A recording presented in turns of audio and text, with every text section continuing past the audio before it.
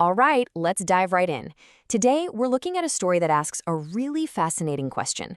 What happens when literature bleeds into real life with disastrous consequences? We're exploring Atiq Rahimi's novel, Damn Dostoevsky. And it's all about this one guy who tries to copy a famous fictional crime, only to discover that, well, real life doesn't really care about your script.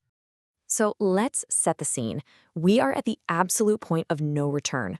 Our main guy, Resul, is standing over an old woman, axe raised, ready to do the unthinkable. I mean, he has planned this whole thing out. He's convinced himself it's the right thing to do. But right at that critical second, something stops him.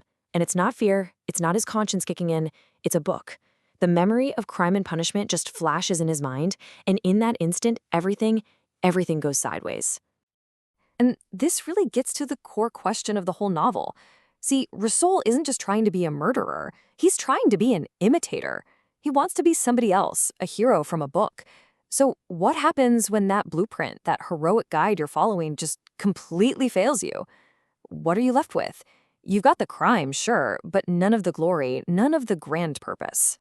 So yeah, that memory of the book, it just paralyzes him. His arms go limp, the axe tumbles out of his hands, it lodges in the woman's skull, but it's not a clean kill. Then he hears a voice approaching and he panics. He just bolts, forgets the money, the jewels, the whole reason he was there in the first place. He runs off with bloody hands and completely empty pockets. A total, catastrophic failure. Okay, so how in the world did we get to this point? We gotta rewind a bit and look at the why behind all this. I mean, why would anyone try to act out a 150-year-old Russian novel, especially in the middle of war-torn Kabul? Well, meet Resul. He's not some unhinged thug. He's actually an educated guy, a real book lover. And he's completely 100% obsessed with Raskolnikov, the main character from Crime and Punishment. To Resul, Raskolnikov isn't just some murderer. No, he's a great man, a kind of superman who operates on a whole different level, beyond good and evil, all for some higher purpose. And you guessed it, he's convinced he's found his own higher purpose. It all starts pretty simply. He falls hard for a university student named Sufei. Then, he finds out her family is being absolutely ruined by this cruel, predatory pawnbroker, a woman named Alya Ana. And for Resul, it's like all the pieces of the puzzle just click into place. He's gonna be the hero. He'll kill this louse, this parasite, take her money, and save the woman he loves. See, in his mind, it's not murder, it's justice. And this is where that gap between the book and the real world just becomes this massive canyon. Think about it. Raskolnikov actually pulls off the crime, and he's tormented by guilt. Resul, on the other hand, botches the whole thing and is tormented by failure. Raskolnikov gets the cash. Resul gets absolutely nothing. And the biggest difference? The character in the book eventually finds some kind of twisted redemption through punishment. But Resul, well, he doesn't even get that. So what we have now is a Raskolnikov wannabe, a failed copy of his hero. He's no Superman. He's just a guy who made a horrible, bloody mess. And this is the point where his entire sense of self just begins to completely unravel. As he's fleeing through the streets of Kabul, you realize he's not just running from the crime scene, he's running from himself. And the city around him, torn apart by war and chaos, it's a perfect mirror for his own shattered mind. The world on the outside is every bit as broken as the world inside his head. And the city becomes this walking nightmare. The things he sees are just bizarre.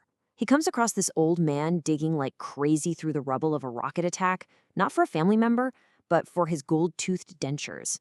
Then there's a woman just screaming, running through the market, yelling that people are selling human flesh as meat.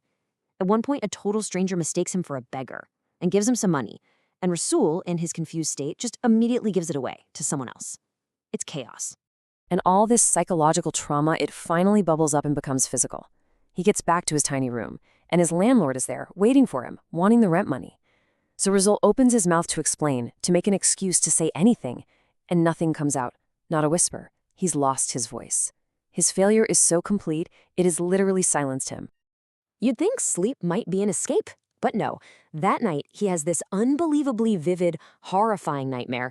He dreams he's watching his landlord torture and mutilate Sufia, the very woman he tried to save. He's just trapped, forced to watch the person he committed this crime for be destroyed by the guy he owes a little bit of rent to. The symbolism is just brutal. So in the nightmare, he's desperately trying to scream, but of course he can't. So he starts smashing his window, trying to break through, to do something. And the sound of the shattering glass, that's what wakes him up. But it also alerts his landlord, who gets the completely wrong idea. He thinks Resul is some kind of spy trying to escape and calls the militia. Just like that, they burst in, grab him, and drag him away. His own nightmare leads directly to his capture. And so, there he is, dragged from his room, a prisoner. But here's the thing. He's not a prisoner for attempted murder. Nope.